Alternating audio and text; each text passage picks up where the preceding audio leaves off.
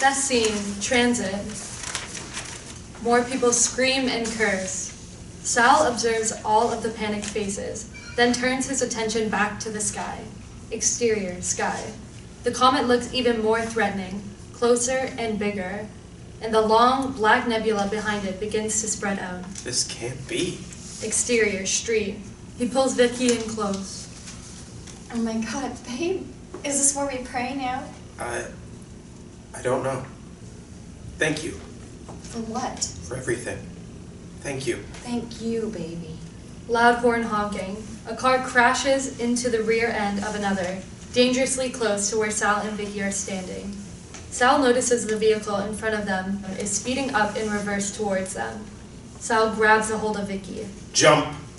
As they both jump, Sal protects Vicky from landing hard on the pavement. They watch the driver reverse into their vehicle, then accelerate forward. Other vehicles begin to do this, back and forth, crashing to create space for themselves. This obviously creates a field of chaos. Father One runs to his family and holds them close. Stay with me. Sal sees another vehicle heading forward toward them. He rolls Vicky over and pushes her a space over. The speeding vehicle skids to a stop just inches from Sal's face.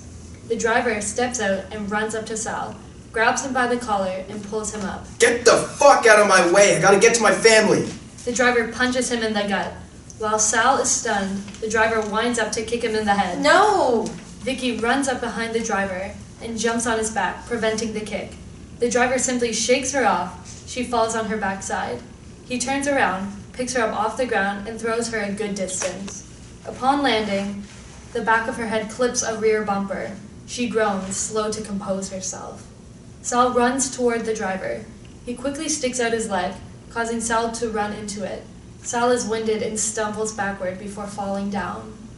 While laying on the ground, Sal looks past the undercarriage of a vehicle and sees a heavy-duty pickup truck slam into the back of a car.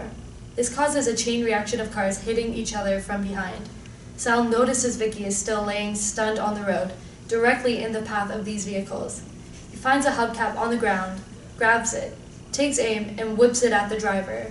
It spins with force into his face. The driver gives out a large groan before he falls onto his back. Upon landing, he spits out blood, opens his eyes, and then turns his head with sheer panic.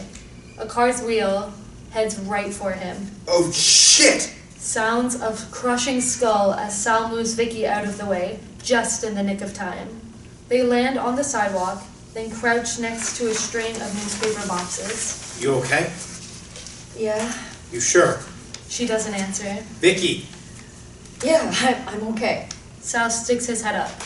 No! She pulls him back down, and a tire iron flies over his head. Vicky looks through a crack between the boxes. Okay.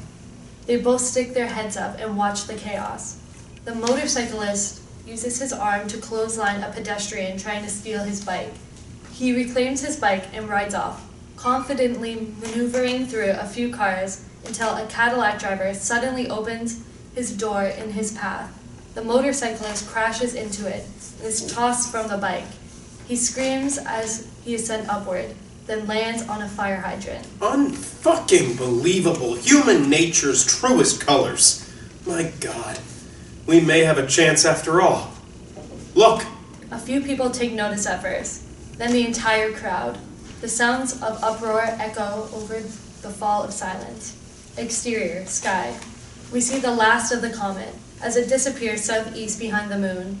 A loud shriek of a woman screaming.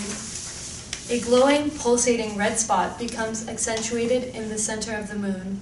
The red spot grows bright enough and leads to a large explosion of fire, followed by a sonic boom and an electromagnetic light wave. Exterior, street. Almost everyone covers up their face or looks away. However, Sal doesn't. One pedestrian falls back onto his backside. Exterior, sky. The explosion dissipates, and a cluster of gas clouds and hot rocks orbit around what is left of the moon.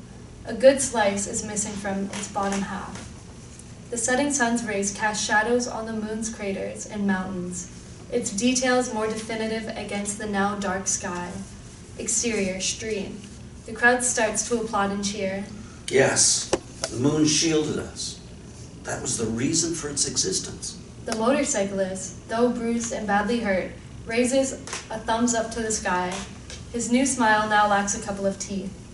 Sal continues to hold Vicky tight, looking up at the sky quizzically. The crowd hushes with a curious fear, eyes fastened to the sky, curious as to what will happen next. And for a moment, nothing does. Everything appears to be finally calm and stable. Exterior, sky. Suddenly, an eerie sound. The moon then slowly begins to descend, its trajectory toward Earth. Exterior, stream. The screams and curses become the loudest yet. The mothers hold their children, covering their eyes. The biker lies frozen, takes a deep breath, and closes his eyes. Exterior, sky. The moon's descent speeds up, causing the daylight to dim, leaving a long trail of black smoke and debris behind it. Exterior, street. Sal pulls Vicky closer. Impossible. Exterior, sky.